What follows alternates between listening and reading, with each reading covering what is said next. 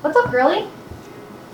I'm just applying to jobs, but it's asking me for examples of my leadership experience. Oh, what's the problem? The thing is, I never really had a job, so I don't really know how to talk about my leadership experience. You know, companies aren't looking at just your jobs in the past, they want to know about your skills. What do you mean? Well, even though having a job in the past or having an internship in the past looks really good on a resume, they really care about how useful your skills are for the workplace. It's a lot like the dilemma of the chicken and the egg. You need skills to get a good job, but how do you get a good job if you don't have the skills? The good news is that you're gaining those skills every single day as a college student. In your academics and in your extracurricular activities, you're developing and honing the skills that our employers need you to have when you take that job. That's what we call the career competencies. You're going to hear a lot about career competencies, sometimes called soft skills or transferable skills, all throughout your 4 years at Indiana State University. The National Association of Colleges and Employers, which is the professional association that governs university career centers and college recruiting, have identified 8 core career competencies that all college students need in order to get a really good job and be competitive in that job search. We're going to review those 8 competencies and talk a little bit about how you can gain them.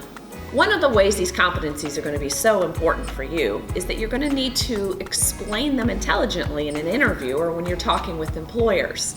Many employers will ask how you gained and how you demonstrate these competencies, and you need to have a good answer or a good story to tell that demonstrates them. The first competency is critical thinking and problem solving. You're solving problems every single day. You just might not think about it that way. For example, in a club or organization in which you're a member or you're a leader, you might be faced with a budget problem, or maybe you're faced with making a decision for your members.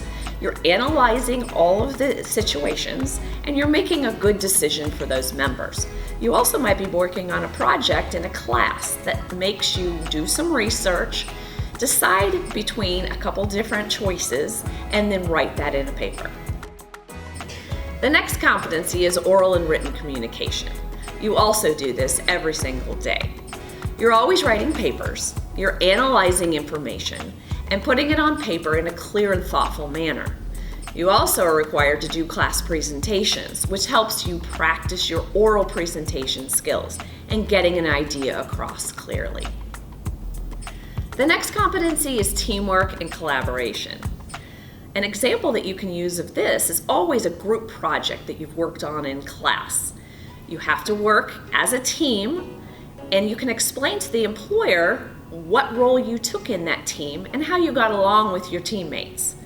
Also, anybody who's ever been on a sports team or collaborated in any kind of club or organization is demonstrating teamwork. You can use that as a great example to demonstrate that you're an excellent collaborator and an excellent team member. The fourth competency is digital technology. You're using technology every day. In class, you may be using an Excel spreadsheet to crunch numbers and get an idea across. You might be using social media to advertise an event, and you're probably using some type of specialized software for your field. Maybe that's mapping technology, maybe that's graphic design software, or it's videography software. The next competency is leadership. Some of you are leading in very obvious ways. You're sitting on an executive board, or you have a leadership position in a club or organization. Some of you are leaders on a team, a sports team, or the dance team. Others of you are leading in quiet ways. Perhaps you're a leader in a group project, in a class. All of you have leadership skills and abilities. You just need to identify where you've taken the lead role and be able to explain that. The next competency is professionalism and work ethic. Professionalism is about attitude, it's about image, and it's about responsibility. You will demonstrate professionalism in many ways: showing up on time, showing up consistently and being reliable. Perhaps it means going above and beyond and taking additional responsibilities at work. Professionalism is also displayed in the way you use your social media and how you present yourself to the outside world. Employers want to see professional, responsible, potential employees. The next career competency is career management. Career management is all about how you identify your career goals, knowing what your skills and strengths are, and then how you're going to go out and get those. That involves knowing how to find a good internship and job, how to market yourself when you're doing that, including writing good resumes and having excellent interviewing skills. The best way to start improving your career management skills is to visit the Career Center and let one of the career coaches help guide you through your career path. The final competency is global and intercultural fluency.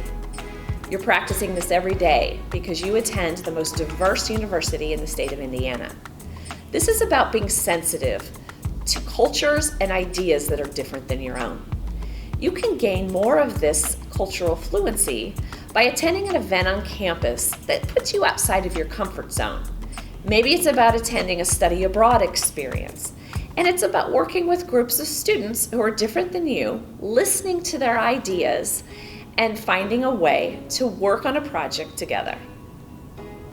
Now that you know the competencies that employers are looking for, you can pay attention to how you're developing those and how you're explaining your experiences in your career pursuits.